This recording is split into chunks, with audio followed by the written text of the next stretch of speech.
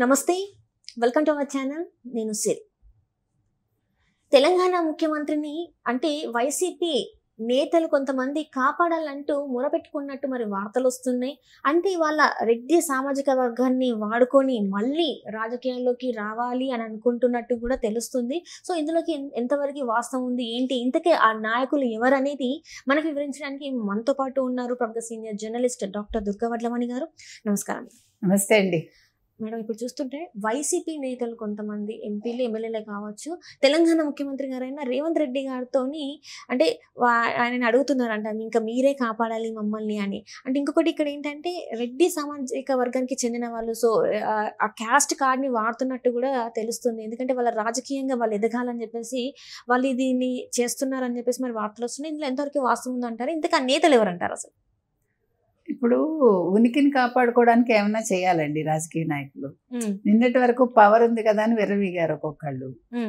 ముఖ్యంగా మీరు తీసుకుంటే కనుక అయితే జగన్మోహన్ రెడ్డి అంటే వైసీపీలో ఉన్న వాళ్ళల్లో పెద్దిరెడ్డి నెంబర్ 1 ఎంపీ. ఎందుకంటే ఇప్పుడు ఎంపీ అనే మనకు వచ్చింది కాబట్టి. లేదు మేకపాటి. అంటే ఇద్దరు కూడా ముఖ్యంగా పెద్దిరెడ్డి చేసిన అరాచకాలు కావచ్చు, పెద్దిరెడ్డి చేసినంత ఘాతుకాలు కావచ్చు, మిగతా వాళ్ళకంటే చాలా ఎక్కువ అయినవి. అంటే లిస్టులో తీసుకుంటే నెంబర్ 1లో ఉంటాడు ఆయన. ఇప్పుడు మనం చూసుకుంటే మిథున్ రెడ్డి కావచ్చు, పెద్దిరెడ్డి కావచ్చు, అంతే కదా. వాళ్ళు మొత్తం చిత్తూరు జిల్లాను గుప్పెట్లో పెట్టుకుని వాళ్ళు ఆడిన నాటకాలు అవన్నీ మనం చూసాం. మనం ఈవెన్ ఎలక్షన్స్ అప్పుడు ఎంత ఘోరంగా ఉన్నారు. మైనింగ్లో వాళ్ళు ఈ పులివర్తి నాని కేసు చూసాం మనం. పులివర్తి నానిని వెంటాడి ఆయన నిజంగా గన్మెన్ వల్ల బతికాడు ఆయన.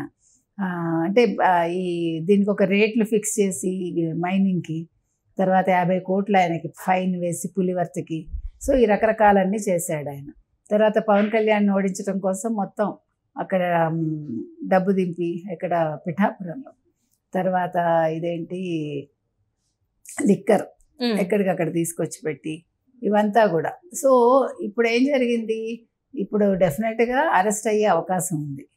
ఎందుకంటే పెద్దిరెడ్డి గెలిపే ఒక అనుమానం అందరికీ. 6,000 ఓట్ల తేడాతో నెగ్గడం ఏంటమ్మా? 4 పెట్టెలకి 4 ఈవీఎం బాక్సులకి అసలు తాళం లేదని వచ్చింది మనకి. అసలు ఓడిపోవాల్సిన పెద్దిరెడ్డి నెగ్గడం ఏమిటి కదా. అంటే ఈ గెలుపులన్నీ కూడా ఎట్లా సాధ్యమయ్యాయి? ఈ వచ్చిన కొన్ని సీట్లు కూడా ఇప్పుడు 4 వచ్చాయి వాళ్ళకి, ఏది ఎంపీ సీట్లు. తర్వాత 11 ఎమ్మెల్యేలు వచ్చాయి. సో వీటిలలో సగం వీళ్ళు రిగ్గింగ్ చేసే ఉంటారు. ఎందుకంటే కొన్ని చోట్ల పోలీసులు మార్చలేదు మనకు తెలిసి. పోలీస్ శాఖలో ఎవరికైతే ట్రాన్స్ఫర్స్ జరగలేదు అక్కడ వీళ్ళు బెదిరించి రకరకాలుగా చేసి, మనం ఇప్పుడు పిన్నెల్లిని చూసాం. ఫర్ ఎగ్జాంపుల్ పిన్నెల్లిది వెళ్ళి పరామర్శించాడు జగన్మోహన్ రెడ్డి. ఇంతకంటే దారుణం ఉందా? జగన్మోహన్ రెడ్డి నెల్లూరు వెళ్తుంటే ఒక ఫ్లెక్సీ అక్కడ ఏదో ఆహ్వానం పలుకుతూ, అదేదో ఆయన పాప స్వాతంత్ర సమరయోధుడిని పరామర్శించడానికి వచ్చాడు అక్కడ. నెల్లూరు జైలుకి వెళ్ళి స్వాతంత్ర సమరయోధుడిని ఆయన పాపం పరామర్శిస్తున్నాడు. దానికోసం వీళ్ళు ఒక ఫ్లెక్సీలు పెడతారు. బుద్ధి ఉందా? అంటే ఈయనకి ఎంత బుద్ధి లేదో పెట్టిన వాడికి అంతకంటే బుద్ధి లేదు కదా. అసలు వెళ్ళిన వాడిదే తప్పు. అసలు జగన్మోహన్ రెడ్డి వెళ్ళటమే రాజకీయంగా అదొక పతనం ఆయనకి. ఒక కార్యకర్తను కలవకుండా, ఒక వాలంటీర్ని పట్టించుకోకుండా. ఇప్పుడు వాలంటీర్ల గురించి ఎవరైనా మాట్లాడుతున్నారండి? అంత గందరగోళం చేశారు. మార్చి, ఏప్రిల్, మే ఏం చేశారు కదా. 3 నెలలు హడావిడి చేసేసి 2 నెలలు ఇంకా అసలు వాలంటీర్ లేకపోతే అసలు ఎక్కడ జరగదు. సాక్షివాడి కథనాలు కూడా చూసాం కదా ఈ వారం రోజులు కూడా.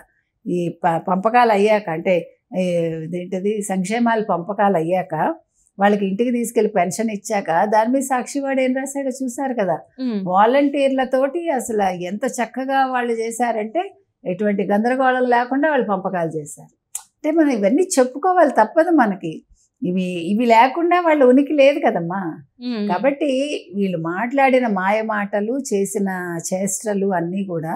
అంటే జగన్మోహన్ రెడ్డి క్యాబినెట్లో ఉన్న వాళ్ళందరూ ఎలా ఉన్నారు అంటే అందరూ సగం మంది అరెస్ట్ అవ్వాల్సిన వాళ్ళు, సగం మంది అవినీతి చేసిన వాళ్ళు, దాచుకున్న వాళ్ళు, దోచుకున్న వాళ్ళు. వీళ్ళందరూ మామూలుగా దోచుకోవటం కాదు ప్రజలని. ఎక్కడికక్కడ రోడ్లు వేయలేదు, ఆస్తులంతా కబ్జాలు, ఆస్తులు రాయించేసుకోవడాలు. నిన్న ఆశేషగిరిరావు గారు ఒక స్టేట్మెంట్ ఇచ్చారు, మీరు చూస్తే కనుక ఒక ఇంటర్వ్యూలో.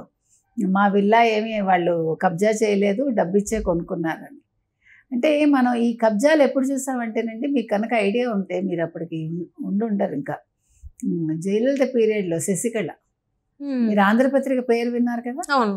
ఆంధ్రపత్రిక అమృతాంజనం పేరు విన్నారు కదా, ఇప్పటికీ ఉంది. అమృతాంజనం వాళ్ళది దేశోద్ధారక బిల్డింగ్ ఉంది అక్కడ, లజ్లో ఉందన్నమాట. ఆ బిల్డింగ్ని ఆవిడ బలవంతంగా రాయించేసుకుంది.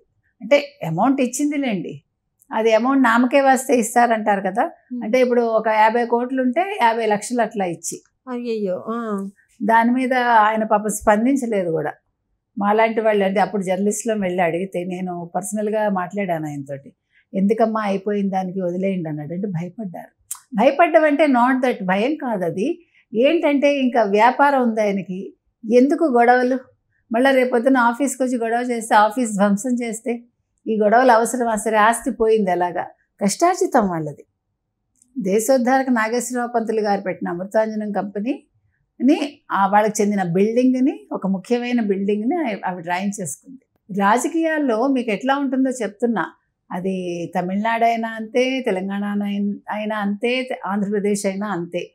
అక్కడ మనం చూసాం, మనం బీహార్లో లాలూ ప్రసాద్ యాదవ్ గడ్డి స్కామ్. కాబట్టి ఈ రాజకీయ నాయకులకి అంటే వీటికి సంబంధించి ఒక నియంత్రణ లేకుండా ఉందమ్మా. ఒక నియంత్రణ శాఖ అనేది ఉండాలి.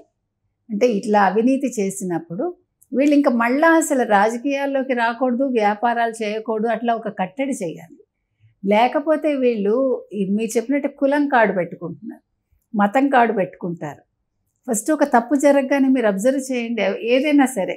ఇప్పుడు ఒక రేప్ చేస్తాడు, వాడు వెంటనే ఒక మతం కార్డు తీసుకొచ్చేస్తాడు, లేకపోతే ఒక కులం కార్డు తీసుకొచ్చేస్తాడు.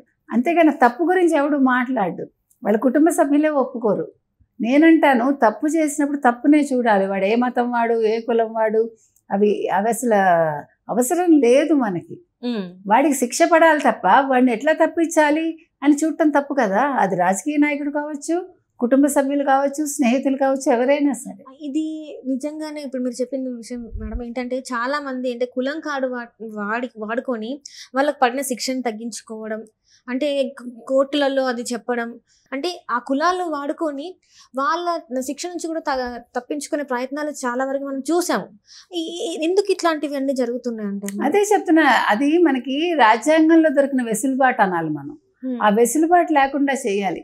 కులం ప్రకారం నీకేం కావాలో నీకు ఇచ్చేసేయాలి. ఇప్పుడు నీకు ప్రభుత్వం ఏ విదలుచుకుందో ఇస్తుంది, కానీ ఆ కులం పెట్టుకుని మతం పెట్టుకుని మనం రాజకీయాలు చేయొద్దు, శిక్షల్ని తప్పించుకోవద్దంట. ఇప్పుడు ఈయన కూడా, ఇప్పుడు ఈ ఎంపీ ఎవడైతే ఉన్నాడో, ఇప్పుడు కులం కార్డు పెట్టుకునే కదా రేవంత్ రెడ్డి దగ్గరికి వచ్చాడు, ఆయన అడిగాడు. సో రేవంత్ రెడ్డి ఎంటర్టైన్ చేయకూడదు. ఎందుకంటే రేవంత్ రెడ్డి ఇప్పుడు ఒక సజావుగా వెళ్తున్నాడు, ఒక బాటలో వెళ్తున్నాడు, ఆయన కొంచెం మంచి పేరు తెచ్చుకుంటున్నాడు. ఇప్పుడు ఇలాంటి కంపలంతా నెత్తి మీద వేసుకున్నాడు అనుకోండి, నష్టపోయేది రేవంత్ రెడ్డి. వీళ్ళు బాగానే ఉంటారు, వీళ్ళు ఎలాంటి వాళ్ళు అంటే వీళ్ళు ఎక్కడున్నా కూడా వీళ్ళు చేసే చెడ్డ పనులు చేస్తారు, వీళ్ళు రేవంత్ రెడ్డిని కూడా ముంచుతారు. ఇప్పుడు జగన్మోహన్ రెడ్డికి వాటా ఇస్తే ఇచ్చుండొచ్చు కదా, ఇప్పుడు పెద్దిరెడ్డో, మిథున్ రెడ్డో, లేకపోతే మేకపాటో ఎవరో ఒకరు ఇచ్చినా కూడా అల్టిమేట్గా ఏం జరిగింది, ఎవడు నష్టపోయాడు? జగన్మోహన్ రెడ్డి నష్టపోయాడు కదా. ఏ రకంగా పదవి లేకుండా అయిపోయింది కదా. కాబట్టి రేవంత్ రెడ్డి తెలివిగా ఆలోచించాలి. ఇప్పుడు ఆంధ్ర నుంచి రెడ్లు వచ్చినా, లేకపోతే ఆంధ్ర నుంచి తెలిసిన వాళ్ళు వచ్చినా, ఆంధ్ర నుంచి ఎవరో రికమెండేషన్తో వచ్చినా కూడా ఆయన దాన్ని ఎంటర్టైన్ చేయకూడదు. కాబట్టి ఇలాంటి వాళ్ళకి ఆశ్రయం కల్పించకూడదు, వాళ్ళ వ్యాపారాలు ఇక్కడ సజావుగా చేసుకోవటానికి అనుమతి ఇవ్వకూడదు. మనం అదొకటే చెప్తాం. Right thank you so much. Thank you.